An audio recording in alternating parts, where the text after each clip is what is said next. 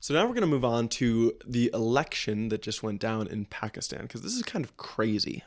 We haven't talked about Pakistan before on this show, but the country has been more or less controlled by its military establishment for nearly half of its existence since 1947, including kind of right now. And with this establishment, you kind of want to think of an oligarchy. Like, it's people that are high up in the military, but it's also members of the court. It's also members of their version of Congress, their legislative body. They've just kind of driven the direction of Pakistan almost forever.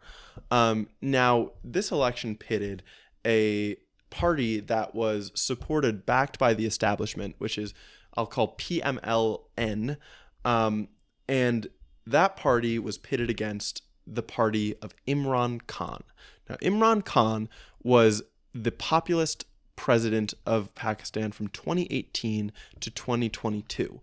But he was removed early after a vote of no confidence after failing to condemn Russia's invasion of Ukraine. Oh. So some background that we need here. Why does it matter whether Khan failed to condemn Russia?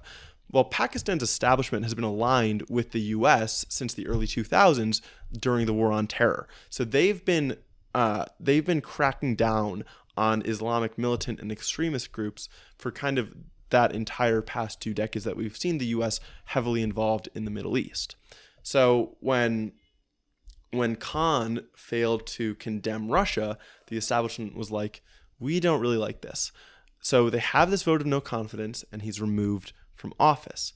Then, afterwards, Khan was jailed for selling gifts bestowed by other international leaders on him during his time as prime minister. Whoa. There's some weird kind of unimportant mechanisms here that determine how the leaders of Pakistan have to handle gifts that are given from other international leaders.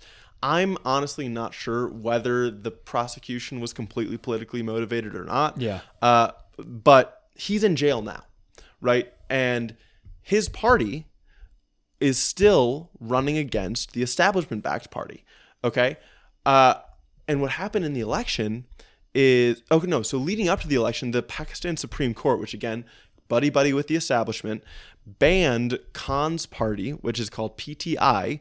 It banned their symbol from appearing on the ballot. Whoa. And that's a huge deal because Pakistan is a country of 231 million people, and the majority of them live in rural areas and are not well educated, and a lot of them are illiterate, right? Mm-hmm. So they essentially banned Khan's party from the ballot, and then Khan's party won the most seats in the election anyways. Wow, despite all of that? Despite all of that. And it was a huge rebuke from the people against the establishment controlling everything that happened in Pakistan.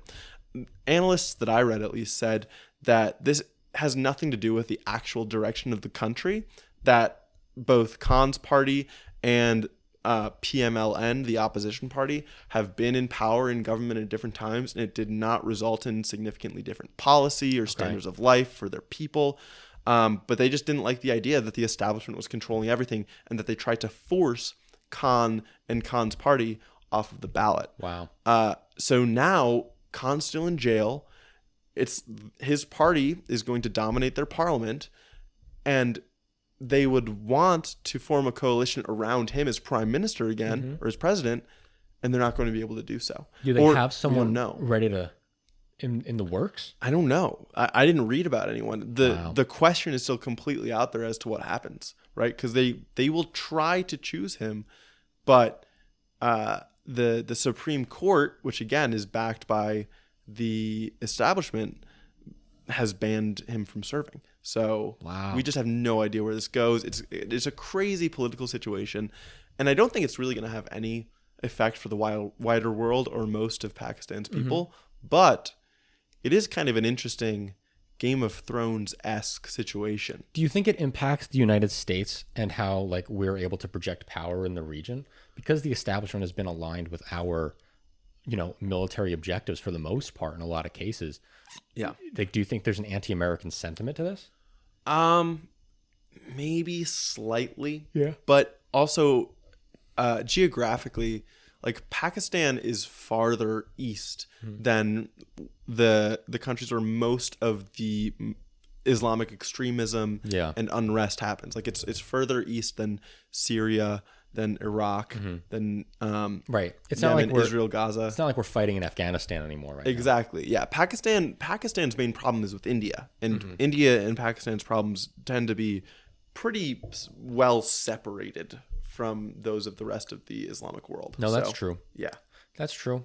It's interesting because, Pakistan is one of those big countries that doesn't get talked enough about, especially in U.S. media. I mean, no, international place gets talked about enough Yeah. in U.S. media, right? But especially Pakistan. And it's a really interesting dynamic that, they might have a president in jail. Yeah. It is super interesting. And you know what? So might we. So who are we to judge?